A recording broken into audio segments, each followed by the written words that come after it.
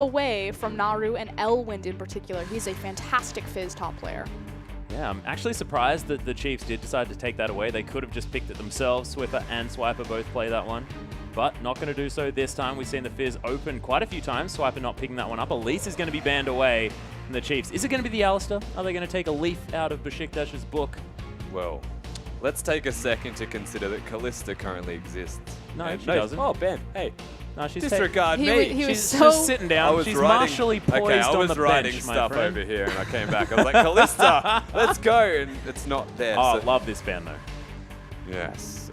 Okay, the reason why Atlas made the comment that he loves this ban, that Rek'Sai is important because, again, Crystal has a 60% pick rate of Rek'Sai. He's played that champion 12 out of the 20 games. Okay, that's... Well, now 14 out of 22. That's an absurd pick rate for a champion. Definitely should not be getting that one. So I like that they banned that away, denying it from Crystal. Spooks much more versatile in the jungle champions that he can play. So it's a good decision to focus someone who seems to have a signature champion and take that off the board. And with Fizz now banned away, the Chiefs, sort of the one champion that really has been banned against them here this tournament is the Twisted Fate. We'll see whether they do look to that as a potential pick. I don't think they're going to priority pick. I don't think so either. I mean, we're not back in those times. I mean, we just saw a clip from 2013, so like, I don't know where I am right now. But Swiper is considering a Maokai. My producers asked me whether I wanted to see that clip again, and I most certainly do. I haven't seen a crescendo look like that for a very long time. But is the Maokai going to be locked in? I actually really like priority pick Maokai. The only pick that I would have considered over it would have been Victor, especially against Naru. And again, I've talked at length, just the power of Victor on blue side in particular. But, you know, the Maokai hides things. It also does well against Victor just because his ultimate will negate a lot of damage if he's able to position accordingly. And it not only hides things, it also keeps in mind the fact that Twisted Fate is available. They don't want to first pick their middle lane. Maybe they want to wait and actually get a last rotation mid lane and be comfortable with having the Twisted Fate there. Of course, the Victor is strong. And I just had a realization that I just have a flashback, right, to the middle of the OPL Split 2. The middle of the... And no, it's not a flashback to 2013. My goodness, my brain's all over the place. No, but it's a flashback to the middle of OPL Split 2, is the fact that they can now play the Twisted Fate because the setup CC is all the way there in the top lane. I mean, Swiffer can just run up, hang out with Swiper, and they can kill people on the top side of the map whenever they feel like it, whenever that destiny's up. The scary thing, though, about picking a Twisted Fate, as we saw Elwind hover for Naru, is that Diana with Teleport. And Diana with Teleport really came on the rise, not only into the Control Mage, but specifically also into the resurgence of Twisted Fate. Just because she's so punishing in the 1v1 against him, and then taking that Teleport to follow him around the map, devastating. But I really like this second rotation from Dark Passage. I feel like, you know, other than last game with the Callista fumble, that their drafts have actually been very strong. Rotation of Braum, that makes sense. Poke, Siege compositions are on the rise, so Braum is on the rise in response just because of how his wall will interact there. Certainly. And then taking the hard disengaged jungler. Yeah, the thing that I'm really scared about is Yasuo right now. That's what I was going to say, though, is that like Swiffer can't actually play Yasuo, so it takes away the threat of getting rid of the double wall comp, because he literally cannot play that champion. No, but now he has the potential mid lane Echo, which we understand is a decent pick into Yasuo. It definitely is. And it's worth considering. I know Spooks is the avid Echo player of the team. I don't think Swiffer's played it more than once. That's the thing. It's the sneaky pick. Maybe he's been boot camping.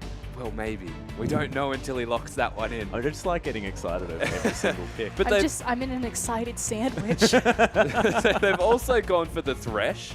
And that's an interesting pick. I think they're looking again to not reveal their hand. Their last rotation is the most important part to them because it's going to be the AD in the mid. And that's demonstrated by the fact that you guys are talking about the flex pick possibility with Echo. So the Chiefs just trying to be very reactive in their draft phase, hide as much as possible and wait until the very last moment before they pull the trigger in any sort of composition. But so far they've got a great amount of pick potential and engage. And I like this out of Dark Passage as well. If they are looking to go for that Yasuo, grab the Corki for the extra mixed damage.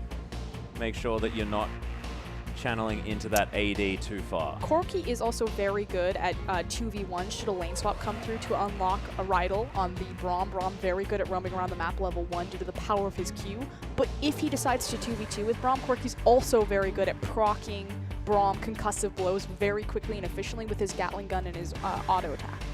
Yeah, he's very good at closing gaps and maintaining auto attack range. That is for certain. I think Naru actually picking up the Gnar for his top laner here on Elwind is a very interesting decision. It's the carry style of top laner that Elwind does like being, and it gives an extra engage tool. So that's one thing that I think is really good about what Dark Passage have right now. My biggest concern with what they've got so far is the direct engages. Unless that Gnar can use Flash, that's a lock-in. A lot of pick. You got the Death Sentence, you have the Charm, you have the Hard Engage with the Maokai Silver Synergy. This is a 5v5 composition. Is. And it's Swift as Ari as well. I mean, this is the champion that he was known for playing many moons ago, Frosker, and this guy was a massive Ari player. We haven't seen him bring it out as much recently. I feel like we shouldn't be on a casting desk. This should actually just be a hot tub. What? I feel like for some reason, that's just the theme that we've got going here. I do not understand, but it is going to be Diana locked in. All of this Yasuo excitement completely thrown to the dust, as that Diana is going to be locked in. Naru says, well, it beat me last game, better pick it this game. Just came out of left field so bad there. I don't know, I'm just getting this weird vibe that it's like it's time to teach Frosker about the OPL, and I just feel Why like do you need to be in a hot... Okay, Where did you go to school? No, let's keep that on theme then. While we're learning about the OPL, throwback to last year IWCT. No, we're not in a hot tub. We can't do learning. Where Swiffer Okay. is a very strong Ari player. It was on the Ari patch, and they did not let him play it. So he's unlocked now in terms of drafting, and this is big because the 4-man comp that the Chiefs have is very strong with or without him. They've still got a rounded comp. He just adds to it. And we've talked about the 5v5 of the Chiefs, but look over at Dark Passage. You have the Gnar for the hard engage, you have the disengage from Gragas, you have the roam potential from the double teleport, as well as the assassination potential. The only thing that you're not getting that the Chiefs have, that Dark Passage don't, is really the pick potential, which it's still there, it's just harder to execute because there's not as much non-committal CC. I think that's actually really important, is that if they do commit, though, they can all commit really well. They've got the Gragas to follow it up. If Gnar goes in, or even if he's following up, they've still got that big follow-up go button. Braum's the exact same. So looking at the team comp from Dark Passage, if they can hit one ultimate, they hit 5 ultimates. That's how important it is for them. But if they miss one, it's all gone. Yeah, and the thing is as well is that, I mean, Ejim is there if someone's out of position, but the fact that there's the explosive cast disrupt everything here on the side of Dark Passage. They can then get back in there, mix it all up, and make things happen here for this Turkish lineup.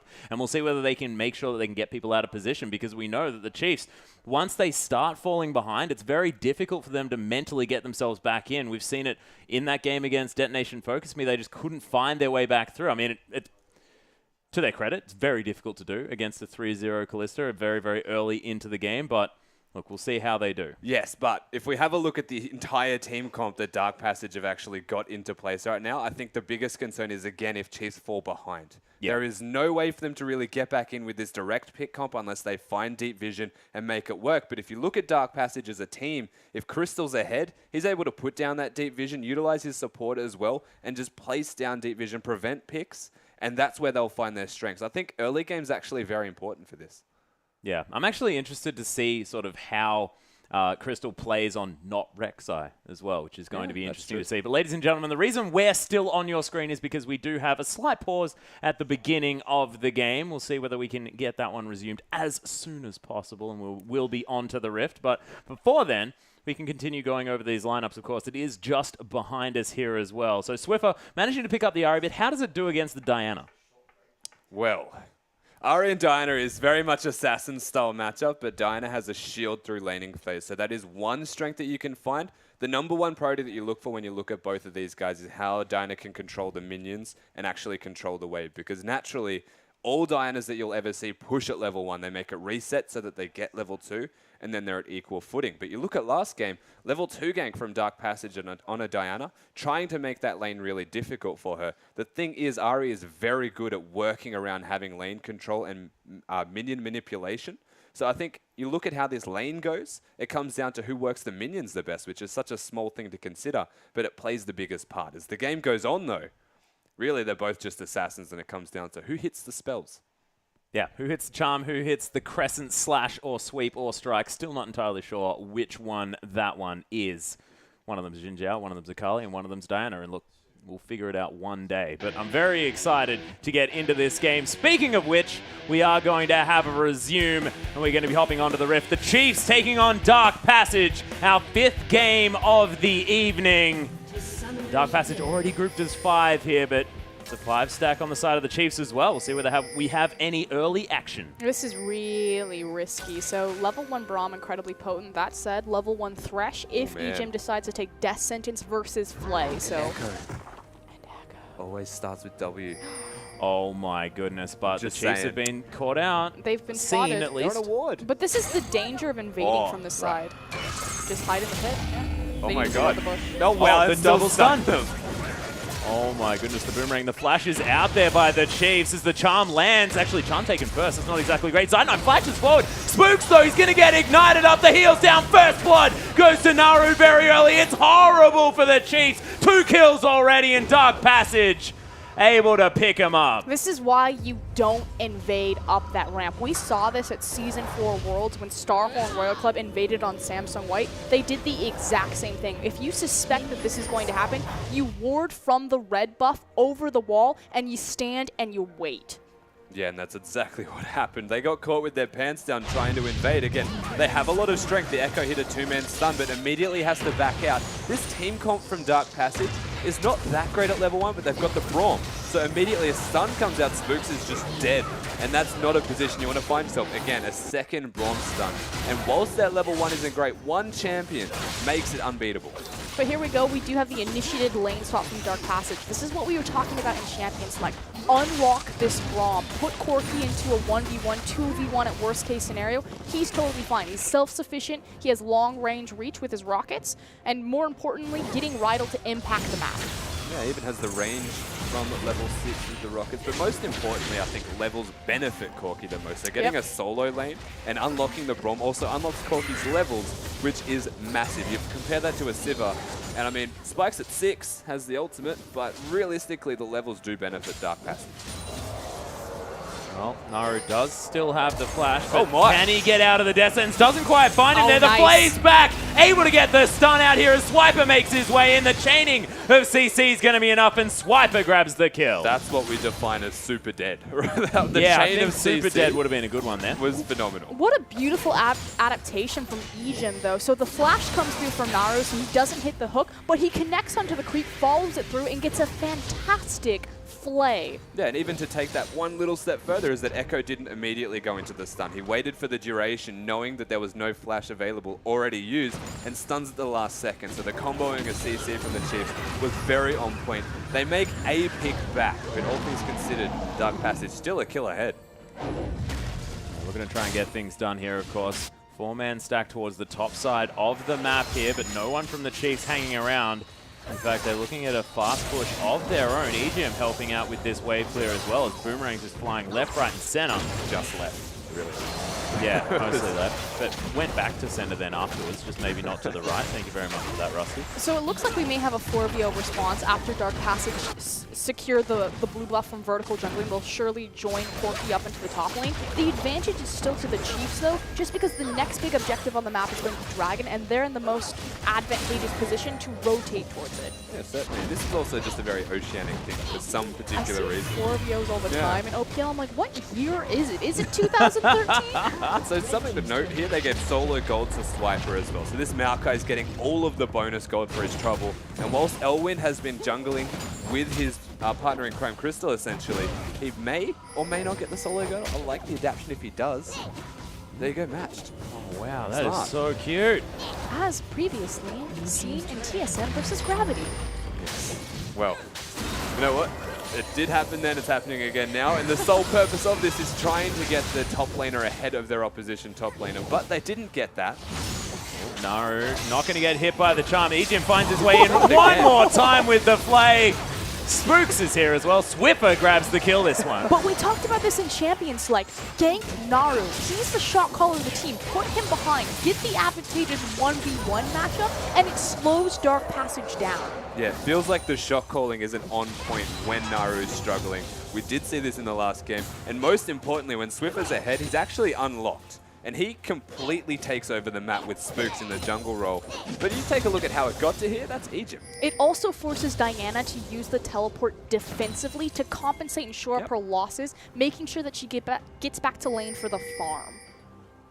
And Swiffer this time actually picking up the Megatron Cloak as well. So going towards that Abyssal Scepter, but making sure that he's not going to be dying too quickly from Naru here if he does decide to go all in. Does have the Ignite as opposed to that Teleport. But of course, able to move pretty quickly with that Spirit Rush and of course the Orb of Deception. Ejim looking to try and annoy Elwin. Dark Passage is there as well, as Death Sentence not going to find it. But Ejim, man, he's been playing so well. Spooks, on the other hand, struggling just a little bit. Gets a nice stun against both of these guys and phase dives over the wall. Easy peasy. I don't know why I said he was in trouble. He gets out perfectly. Oh, and he'll be able to take himself some Krugs. Yeah, why not? They're his own jungle, right? I was on my way here anyway. Yeah, exactly. Well, Or Crystal will he? might decide to take, just one auto attack. That Slap is him, so Crystal. frustrating. Get in there. Denies the camp as well. Swiper says, I'm sorry, I'm just a tree. Biggest boot with a trophy to take a Krug ever. But again, Ejim was going to that top lane. He has been everywhere on the map, and he's actually the reason that there has been 2 kills in this middle lane. Not even from hitting hooks, from hitting flays after the hook hits a minion to put him in position. Rusty, are you ready for some fun facts? Maybe. Ooh, fun facts of Proskeren. Ejim has 100% kill participation. Wow, stats. That was Whoa. it. Yeah. So does Spooks. Crazy. And he's got half of the death participation as well. Would you say that they've been unlocked to impact? I don't know what you're saying right now. Is Yeah. this another hot tub I'm conversation in that the I'm hot just not tub. quite into? Oh my god, we're in the hot tub time machine. If only Zillion was here. Oh my goodness. Okay, Rydell's going to get stunned up there by the Death Sentence. Played back as well as Swiper finds his way in. Rydell able to flash his way out there. Ejim is going to secure it with the last tick of the Ignite, and the Chiefs just rotating around, picking up turrets. This is something that we need to talk about, though. So we said bottom taking the tower, making the 4VO, that they'd rotate to Dragon to be the next objective. Death Sentence. Oh my goodness. Scratched his behind. They've completely ignored that. They immediately rotated Sivir up into the top lane and just have continued to pressure down the standing gold versus the timer-based Golden Dragon. Yep, completely, and it's a very smart idea because it accelerates their itemization. It gives them actual gold opposed to just controlling a potential win condition. The stats aren't that relevant from Dragon that early. And the reason why they're able to do this in particular is just because the mid laner is ahead. Because Swiffer is ahead, if Dark Passage ever tried to collapse onto the Dragon without significant numbers advantage, they wouldn't be able to do it, because if Swiffer and the jungler are there, just because of how strong this Ahri is, they could easily force them back off of it. Keeping in mind, of course, the teleport kind of helps in that regard. Right at level 2, what the hell? What? Okay. He's roaming more than he's in lanes. I don't. Is he roaming? But meanwhile, the guy who's roaming swimming? everywhere. All I have to say, 100% kill participation on pretty much everyone in this game. They're all running around. That's a very good point. This is the thing about lane phase. There's no reason. There's no written rule in League of Legends that says that you have to go to lane phase. The reason people do it is because it's the most consistent way to get gold through the creeps. But if you can speed up that intake of experience and gold by just straight up murdering people, do it. Keeping in mind, he's currently level 2 with 2 assists, and they have That this is, at 1 that is minute. not straight up murdering people. Whoa. That's straight up walking down the river too much. He's just going on a grand adventure to the Dragon Pit. Ejim, though, is level 5. This guy is... Yeah, that's on the other side of the coin, definitely working out. No, completely. But Dark Passage, they're still just trying to farm up as best they can. The middle lane was struggling if you look at the fact that he's died twice, but look at the farm difference. He's still well and truly ahead. He's actually in control of this lane. So whilst the kills came out, whilst they were able to swap towards the top lane and get that turret down, it's now reset back to very standard in terms of control. It does have a lane to take some creeps out of here, so going to change up that CS discrepancy just a little bit. Take himself a blue buff as well. That's an extra one. Not too bad. Grab himself Leashed some by extra the health top back. laner. Yeah, cheers. Swiper. Yeah, Too because bad. the Chiefs are trying to prioritize No, their it's Dragon because control. Swiffer doesn't trust Spooks anymore because Oh, he okay. stole his blue buff Believe in the me, other that's game. true. Yeah. This is actually a fun fact with Atlas. Backed up by Rusty this time, See, so I I've feel actually like got integrity. We should do like a hexacast. And just yeah. every single What? caster picks a player, and they have to role play the player. So you just like, if you're Spooks, you're like, oh, this pink ward, pink ward, pink ward. I like Yeah. that. Parallel convergence. He would be saying Get that over the too. wall. I've met him. I've met him. Our producer's wondering where he is at this point, saying I did not put this show together. But Spooks is going to phase dive on top of the Scuttle Crab. They are going to be able to secure that one. Just leave that pink ward there, though. May as well. No, Spooks says, no, I'm going to take that one down. Not says, nope. See, It works. I'm just saying, Worlds format. The I didn't even mean to Hexacast. do that. Oh, dear. 100 gold to lead for Dark Passage. This is an incredibly close game. God. You've just got into full play by playing a ward. Like, I just want to point That's that out. what I do. You went full Have hot you heard tub. me before? That was amazing. Okay, let's bring it back. They've actually started the Dragon up. That pink ward did remain, so they have somewhat control of the area. The Scuttle Crab is going to reveal that, though. They completely sacrificed Dragon. I mean, they took control of the Scuttle Crab, but allowed Dark Passage to move in to deny all of the vision. And I think it's a respect primarily to the fact that Corki has the Sheen first, as opposed to the pickaxe there from Radier. There's a lot of, I guess, it's mid-game effective combat stats, and by mid-game I mean like this early in the game. Whoa, Naru. Yeah, Moonfall's down here with the Chiefs. They make their way into position. This isn't a 1v1. This is a 1v3. Naru, if I was him, I'd be ready to rage quit. Like, yeah, probably never fight Swiffer ever because he always has pals. So something to note here is that the way that Chiefs play, they've got two different styles. One is protect Swiffer. The other is not protect Swiffer at all. Wow. This is just rude. Gets on top of Swiffer. Nice Moonfall to get him back out of there, but Naru completely out of mana. Rydell's here. The teleport comes in as Elwin trying to get some work done, but he's nowhere near the Mega Gnar, and he's so squishy. Swiffer does have the ultimate still running from before, but now 5 members of the Chiefs pushing down the mid lane. Here comes Corki for the flank.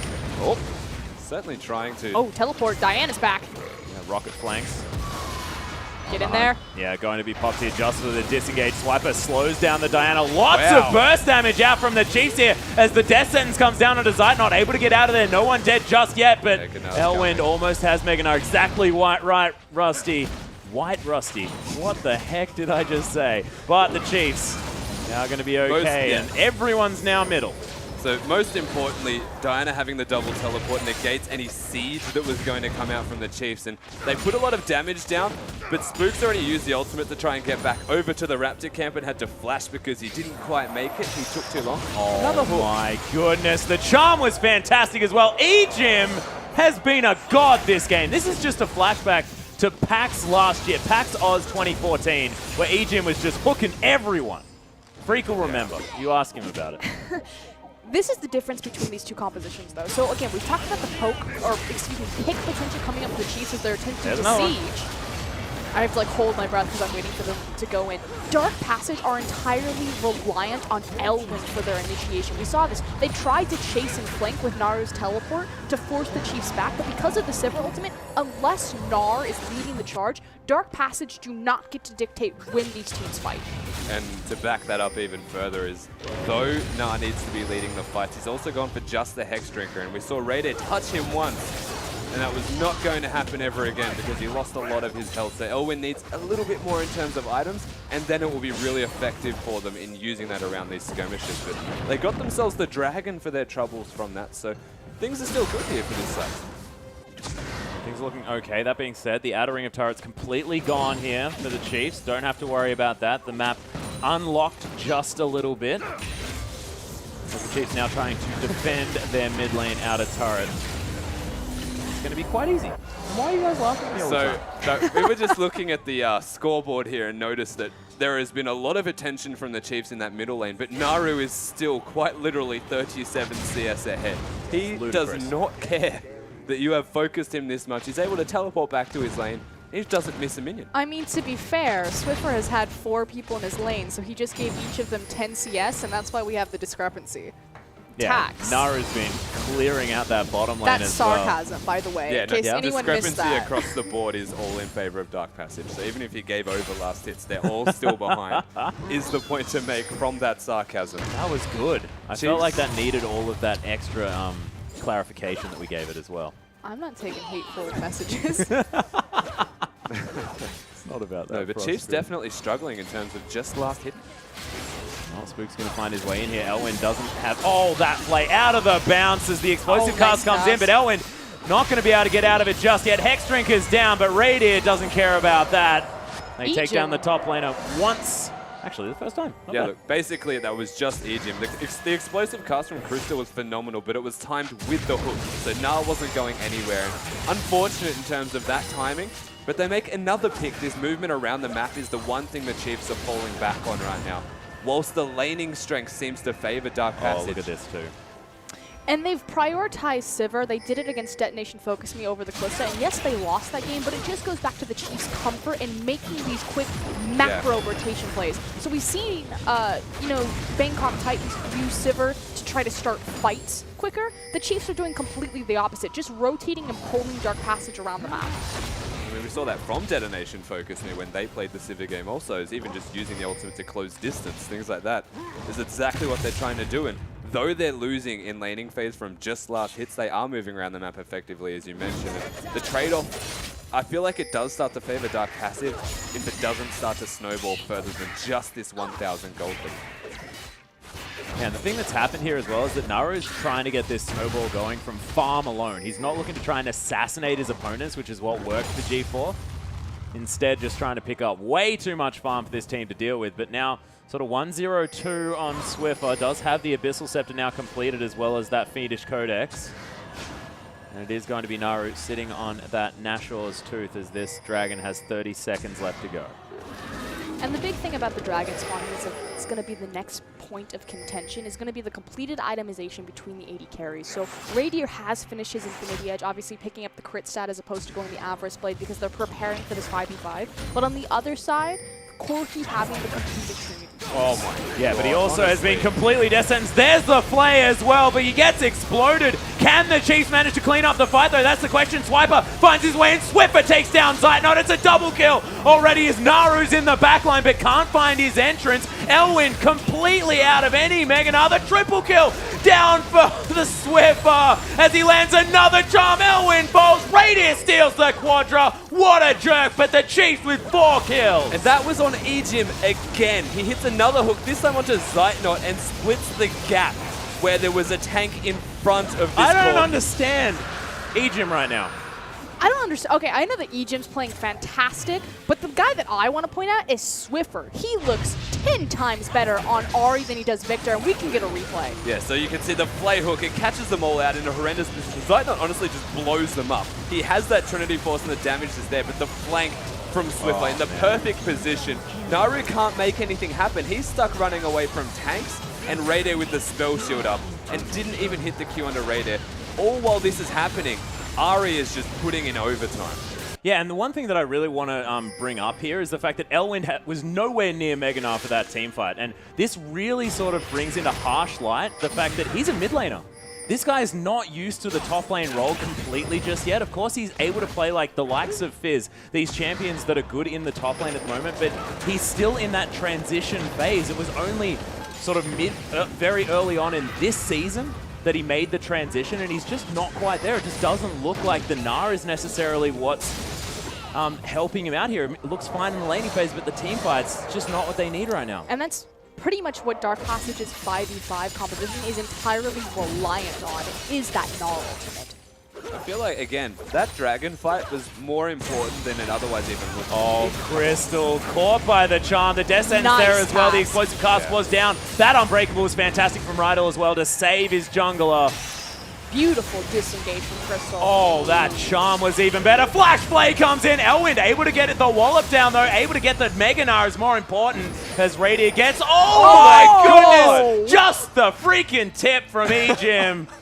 Able to take it down with a death sentence. That was ridiculous. Why does he not? What is this? How does he? This is just a highlight reel of Ejim right now. Yeah. He's making his own highlight reel in the middle of a game because he does not miss hooks. The most important thing there is they just found an advantage from a dragon fight, and early effective items were bought from Dark Passage. So they were looking to fight sooner rather than later. And the fact they just lost the fight gave Chiefs an advantage in items, and then immediately again they find another fight where they're behind in items. So Dark Passage have found themselves, though it's only 3k down, seemingly further. Yeah, and this is just Ejim pulling another Alistar. This is what he did last wildcard. He's now making it work on the Thresh, playing back the red buff, you know, doesn't even matter. But Dark Passage looking to try and take this one down. Not going to be able to. Spooks has to secure it with Zeitnot in the area. Didn't want to let that one go across. And this is something that the Chiefs are really good at. When they do find a lead, they're so punishing at playing from ahead. I don't know why I'm telling you guys this, because you know. No, tell me. Telling the viewers. Because we're not the only ones they're here. such a proactive team. We talk about their triangle vision pretty much all tournament. They're so good at setting up 4 objectives, and it punishes them when they're behind because their execution is still kind of 50-50. But if they're ever ahead, if they have that advantage, they're probably one of the most advanced teams of the international wildcard at identifying the correct objective, setting up for it, and executing on it. And even further is the Dark Passage, from what we have seen of them, seem to struggle when they are actually behind. They're setting up, they're dealing with this pressure that the teams put down when ahead. They look to flounder. Yeah, Naru now is getting dealt with here as Swiper just tanking up so much damage. Ejim falls down, Spooks almost falls as well. Man, the mid laner from Dark Passage almost finds his way back in, but 3-man probably too much. Just styled on. So cool. Completely destroyed them. They need to start respecting the damage that Naru has. He's got 2 completed items now, and he does do an abundance of damage. And that is why he's starting to split push. He can deal with Swipe on this Maokai. And Swiper's resistances, his finished items, they don't actually exist because he's got a lot of everything. Yeah, he's got bits of stuff. I think is what that's called. Bits of stuff. Bit of everything, a lot of nothing. Yeah. But Righteous Glory is only that recipe away. Rusty. Good stuff. Yeah, okay, so he's going to be able to finish that one off. Does, of course, have the Spectre's Cowl going towards that Spirit Visage very, very soon, and we'll see whether he can grab himself that Frozen Heart. Because I have a feeling everyone starts to realize what a Maokai is going to build almost every single game. Okay, we've got the 2-minute warning on the Dragon, like you said. We've got a lot of ingredients for itemization coming out. Surely these teams, again, will look for another 5v5. I can't see anyone kind of giving away free objectives at this point. Again, the guy I want to talk about is Swiffer. His previous games have been on Victor, and just night and day performance. I don't see a lot of Swiffer, but on the Ahri, he likes to chase people. And on Victor, he tries to do the exact same thing, but that's so punishing to his team because they rely so much on the big, heavy AoE damage. On the Ahri, it's not as punished because he's so quick and able to chase to his heart's content, but then to quickly get back in position for the Chiefs. Yeah, and it's so important because of the fact that if he was on Ahri in his other games, then he'd be able to get over the walls. He'd be able to Spirit Rush his way into these fights, could have saved those situations. Definitely looking like he's sort of unlocked just a little bit in the fact that he can make positional mistakes because he just flies after people. Yeah, definitely. In games they've lost, it's felt like they've struggled with their mid lane and getting there. And Naru does not care that Raiders are that guy's on the hunt, comes down. Radiant thinks that he wants to just take this one down. That spell shield was fantastic. Denies the reset. And Ejim was, of course, just round the corner. But to be fair, Naru shouldn't be that far forward. Look at the vision that Dark Passage have. It's pretty much non-existent. Oh, there's a ward? That Tri-Brush. So Naru placed his own pink ward in that Tri-Brush. Not when he's, you know, 2 towers deep on their bottom That was sarcasm? lane. That was sarcasm again. Sorry, I forgot that we got to iterate this sarcasm a lot. We need a special voice, like an accent, when we do sarcasm. Okay. Rising inflection. Just try and do my accent. No, do your Christopher Walken accent for sarcasm. No, that's not it. I don't think that should ever happen. Spooks is going to chrono break his way to safety. Ejim not going to get touched too much by anything here as half of the health left on that turret. And Radiant, he's just split pushing on the bottom lane. He says, Naru, you can do it, and I'll have a go too. Yeah, there's no Diana available. He has the teleport, of course, can get there, but there's no real purpose. As Radiant should be able to get this one quite low. May go down. Yeah, it is going to go down. No teleport is going to be used here as the play's not going to land there onto Rydal. It's really important the position with Ejim right now because he's standing and shadowing behind Radier to give him just enough vision to make sure that he can get out of this by tracking Gragas and Braum so they can't get the point. So knowing if the tower can go down. Exactly. Really good preparation and execution again from the Chiefs. Swiper moving towards the top side of the map does have that teleport available. Dragon's been started here by Dark Passage. Will be the second for the team. A little bit more turret damage will be useful for them. There's the parallel convergence. Might be able to find himself a stun, but you're right. Meganar is there. Swiffer able to use that Spirit Rush in order to get himself to safety. That charm. And the disengage is fantastic from the Chiefs as well. This is something that we weren't expecting if Elwind was able to make it to Meganar. So hello, that was all crystal.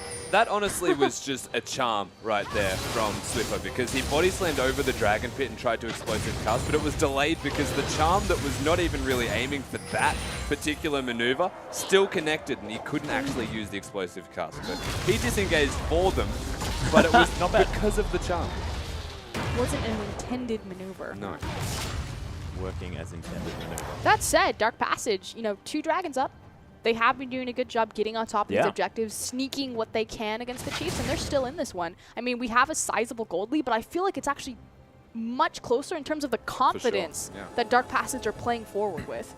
Yeah, and it also goes to show as well, I mean, they've grabbed a couple of dragons. The Chiefs have been forcing down these turrets as well. That means there's a lot of extra standing gold now on the map for DP to deal with, and they have a Diana. They have a split push threat. These towers are going to fall down if they can get this split push working out for them. We'll see whether they can grab that one up and make sure that they're in this position. But I'm looking at the fact that, you know, rated 3-0 and 5, 4-0 and 4 on Swiffer as well, and he now has that Riley's Crystal Scepter, and normally you think, oh, the Assassin probably wants to get a death cap right here, but now he's just going to be able to kite for days on that champion. Yeah, no, definitely. He's got that Riley's. It's more of a mid-game style of build in terms of what he's trying to achieve, is having a Sivir is kind of limiting in what your late game capabilities are, but Corki's very limiting also. So he's looking to be strong while they're ahead, maintain that strength, and push that through to the rest of the game. Getting there will involve having these mid-game items instead of going for scaling and trying to be that late game friend. He wants to win sooner rather than later. Well, the Chiefs looking to try and close some distance here in the mid lane, still protecting that outer turret that has stayed up for a very long time. Valiant turret effort. An issue that Dark Passage are having kind of juggling their split pushing pressure is the fact that Naru keeps pressing forward when there's no other pressure points created on the map. So he actually had to back right there simply because his team were so forced up into the choke points by their own towers that if he continued to push forward, it would have been a very easy maneuver for the Chiefs just to collapse onto the bottom, which is what happened last time. So they need to do a better job kind of pushing together all at once if they want to open up the 1v1. Diana just consistently sitting in bushes looking to try and make picks. Has a flank right now. Keep that in mind. Swiper has the teleport, but is not directly there.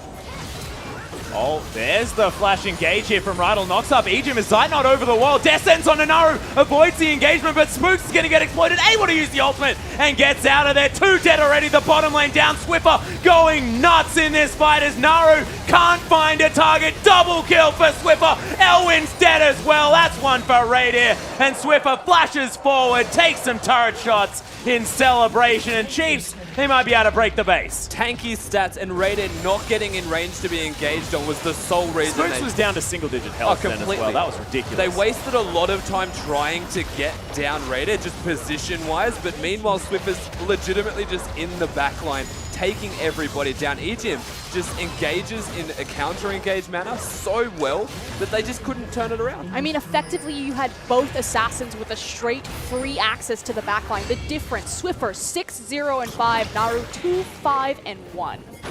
Yeah, it's the fact that Naru tried to engage as well, and he just got broken out of it. There's a Dark Passage, ironically, that is going to get... How long has it taken for that choke? to safety. Not long enough. Yeah, there's some extra bouncy damage there from the Orb of Deception and, of course, the Boomerang. I feel like we've been waiting all day for that one, and it just finally came Every through. time there's a Thresh, it comes to mind. They're just waiting for the spin. Yeah. Max stole that one. Did it well, though. Oh my god, that's the name of his lantern. Oh my goodness. Wait, so, okay. Oh, Froscarin. I don't know how you managed that. Oh, Froscarin. My mind is just blown. Oh. You do you, all right? Yeah. Okay, so we're just going to repair our analyst for a moment. Froscarin's just going to be back on recharge. So Naru's going bot right now to deal with the wave that has built up, and this is Chiefs controlling the side waves and making it work for them because they can make these aggressive plays mid, knowing the bottom is going to do that. And against the team that has 2 teleports, honestly, shouldn't be happening, but is happening, and Naru is trying. I'm not sure if it's confidence or desperation. We called it confidence earlier, but it feels like he's trying too hard to make plays. He's the shot caller for the team, so he's always trying to be in position, and being Diana, having to have that teleport and not be where the fight will break out means it's really difficult to actually be the shot caller because you're watching what you're doing. As opposed to the scene in the field before you. And so he walked mid and he sat in the bush looking to engage in this fight when Swiper resets the lane in bottom, and now they need to go there and attend to it, which gives control of the Baron area. Well, the Chiefs haven't started off the Dragon here. They're looking for Crystal. Charm doesn't land. Neither does a Death Sentence, but Timewinder does. Spook's still looking for this fight. Meanwhile, Naru on the bottom side. No teleport for Swiper. The Chiefs, they need to either make something happen or deal with this because the split push is tearing them apart. That is going to be the inhibitor turret falling down. Inhibitor going to follow so quickly. DP stopping the backs as Swiper's going to get in here, but Naru, he is solo-minded on this Inhibitor. DP, they're going to take the outer turret in the mid lane, and that was a massive misplay by the Chiefs. This is absolute disaster for the Chiefs, but Swiffer now on Naru. Yeah, able to find his way in, just dispatches him quite easily. Radier going to be able to take a phosphorus bomb quite nicely as well, but we'll see whether, with the man advantage, the Chiefs, with 40 seconds, can take down this Baron. Indecision just rocked the Chiefs' base right there. A 1-2 punch. Not only 2 towers in the bottom, an Inhibitor tower and the Inhib, but also first-tier mid-tower. Fantastic performance from Dark Passage on that call. And indecision has been the big weakness of the Chiefs. It's the one reason they have consistently found themselves losing or being behind in games lately, in particular in this wildcard tournament. They're trying again for the Baron. Swiffer. Yeah, Swiffer's going to be able to take down Rydell there. Spooks is going to be heading back to base, but does have home guard boots and the chrono break. But I mean, we'll see whether he's going to utilize that combination in order to get back real fast. Effectively, Dark Passage just traded 2 members to stall the Baron and still take that Inhibitor. Yeah. That is completely hashtag work. Oh yeah, and they're going to be able to take a Dragon here as well. So DP just playing the map at this 30-minute mark so beautifully at a 6,000 gold disadvantage. 18 kills to 4, might I add. So they're looking at the scoreboard right now going, oh, we're getting crushed. But they're not. They definitely are still getting crushed if it comes to team fighting capabilities. The fact that that bottom Inhibitor is down, it's what I would call the Baron Inhibitor, because it's the furthest away from the Baron area. You have to have someone with a teleport be near that spot. If the teleport's not available, such as right now, Dark Passage can find some control back in their own favor. The middle Inhibitor is down for Dark Passage. The Chiefs have managed to pick that one up, but it's close enough that you can actually just attend to that. It is a stone's throw from the Baron pit. Well, at this point, we do have the Bloodthirster completed here for Radier. Rabadon's Death Cap almost done for Swiffer as well. As Naru, level 17, this is deja vu. It is. Of the last game. Diana seems to be pretty good at getting experience. He's done a really good job getting into that rush through Fog of War as well. I don't think Swiper knows he's there. Oh, no. No idea. They're looking to try and make something happen. Of course, teleport's still available for the Diana, who's just, I think, having a break. Well, I mean, even if Swiper teleports to a fight, Diana has teleport or could just split push the Nexus. Yeah, might be just looking to stop a teleport here, potentially. I think she's more so looking to get some fiber in her diet. Yeah, maybe. Not entirely sure. Nor am I sure what that means. Did it? Trees? Ah, fiber, got it. That's high in fiber? Yeah, yep, No? I get it now. I get it now. It was a joke. It was good. It was good. Did you get it? Yeah, no, I get it now. Did I need to use the sarcasm accent? Yeah, no, you should. Where was your Christopher Walken? So I didn't want to go in. Yeah. We're supposed to, I thought we agreed on the Christopher Walken accent. Don't worry about it, it's fine.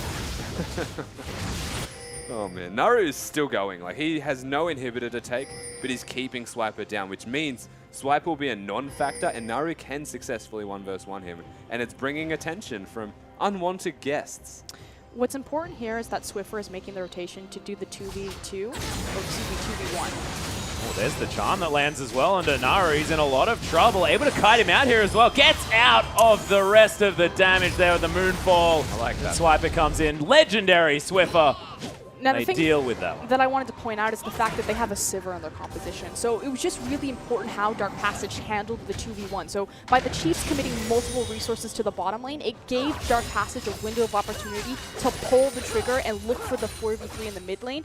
But the Chiefs doing a good job disengaging. They didn't have to burn the Sivir ultimate on the hunt, but they could have should disaster strike. Yeah, definitely. And they had control of the Baron area, the Chiefs, because Ari was with them prior, so they've got the vision. They're able to afford to send someone down there on the chance and disengage themselves with the Sivir, as you mentioned. The way that Swiffer actually played that particular 1v1 was really smart. He saved the third ult and utilized the kiting from the Rylai's, just press the W multiple times, put that Foxfire down, and then saved it for the actual engage of Naru, forced the Zonias, and then just walked into a bush and hit. Well, Spooks doesn't pick up the second ward there for his Raptor Sense. A little bit upsetting, but this Inhibitor is going to respawn relatively soon. Mid lane Inhibitor, of course, respawned a little while ago as well. Both teams just going to have to deal with this and work on breaking some more bases as we move forward. As we check back, about 8,000 gold. The lead here for the Chiefs is Naru. He's respawned as well. Chiefs going to once again have to deal with the split pusher because that teleport's still looming. Of course, double on the side of Dark Passage. Swiper now sort of sole duty trying to hold people off. Naru once again going to get slowed down. Moonfall not going to be there. Just walks in front of the Crescent Strike. Elwin not even going to find him with the Boomerang. Swiffer just playing with the mid and top laners here. He can afford to as well. He has got so many items. Oh, side note. Meanwhile, Raid is in the top lane. Ejim's wandering around the jungle. Spook's taking a lot of damage. Chrono Break takes him back in, just flashes over the wall. The Chiefs looks like they're going to be safe, and they're pulling a Dark Passage on Dark Passage. They're trying to find their way in. Naru manages to get the double Moonfall back, but Dark Passage still struggling to get in. You can see the 40% slow, doing so much work. Ejim finds his way back in. That's going to secure the kill. Wallop's there. The Nard's good into the wall, but Radier finds his way back into the fight. Double kill for the AD carry. Crystal running away. Zeitnot hot on his heels, and the Gragas, you are so dead. Triple kill for Radier. This is the macro strategy of Chiefs actually reigning supreme. They're against the double teleport composition, and that almost got the better of them. The inhibitor was back up, but they play to their own strengths. Swiffer is so big that he can 1v2 them, and it does not matter. They avoid the Gnar ultimate and just keep kiting back. Rayday gets towers in the top lane, and then once he rejoins the party, it all goes down. Credit to Dark Passage, though, trying to pull the trigger and look for the immediate engagement there. That was best case scenario for them, but Chiefs just frankly outplayed. Yeah, it was well done here from the Oceanic lineup. They are going to be able to pick up the Baron, and then we'll see whether they can head down that mid lane, take the free inhibitor. Rydal, Winter's Bite not going to be able to find the Raptor there, as Swiffer might be able to grab himself his final item from the Void Staff. We're going to see this one again, of course. Naru the one engaging with that teleport. Elwin has Flash and his Gnar ultimate, but it doesn't connect with Swiffer here. Keep that in mind. And only by the slightest amount as he goes down. Raid is here. A double kill from that guy. And Swiffer with that Rylite is actually ensuring that nobody escapes. He put in so much work. Swiffer is putting in overtime right now. Yeah, and the Rylite's Crystal Scepter is fantastic on that Foxfire. 40% slow, even if it is for 1 second. Just ridiculous at locking down these targets for all the other skill shots that can come in. To me, it's just such a stylistic difference seeing Swiffer from a control mage to an assassin. He is an assassin player. Just give him that champion. 100% he is, but he has the preference to assassins. It's not to say he's limited by them. It feels like the team works better when he can assassinate people. Like I said, just watching these two games, an observer, not obviously an Oceanic caster. I don't have as much experience as you guys do with these teams and with these players, but just, I watch him play Victor, I'm like, why is he chasing so hard? And I watch him play Ari. Oh, that's why. He thinks he's Ari. He's also a huge legacy Kassadin player as well. Has played it for a very, very long time. Hasn't necessarily been picking him up as much recently, but the Assassin does run pretty thick in his veins. Most definitely. That's a blasting one here for Swiper as well. He wants to get in on the action. Crystal's going to get hooked. A double playback as Rydal's able to get at least the ultimate. Flashes out as well, but here's the cleanup. Double kill for Radiant. Inhibitor's going to die. Swiffer throwing out spells, I think mostly just for fun, as Naru thinks that he can grab a split push. Swiper's waiting there with Blasting Wand at hand. Nexus turret's now going to be falling though as the Chiefs trying to take down the base. Radier's now legendary. Immortal as well as the mid laner. Elwin going to get charmed. It's a double kill as the turret falls. Nexus goes down and the Chiefs 2-1 for the day. Put down Naru, put Dark Passage behind. That was the plan from the beginning from the Chiefs. We saw the immediate 4-man gank onto that mid lane, and the shot calling just never survived. It was fantastic stuff there from the Chiefs. 27-4, I think, the end of that. Yeah. So Dark Passage holding on incredibly well considering the kill differential. The fact that in the mid game it looked like they were able to make plays, able to make at least strategic moves around the map, take down that inhibitor for one. That was looking like a great point for these guys, but Dark Passage lineup just couldn't do anything against this roam squad, and you have to hand it to Ejim. This guy, he held that team together. We said it, he's making a highlight reel from himself already. He played one game. Last Wildcards, he was the alley god. Well, right now he's threshed, to say the least, but this Chiefs side, they did have some hiccups. Dark Passage took down that inhibitor. That should never have happened, and it shows the shot calling errors that can come out of this Chiefs side, but when they have their strengths to go to, when Swiffer's on an assassin, as you've mentioned, and when Radair actually gets kills and gets ahead, they're a side that doesn't look like stopping.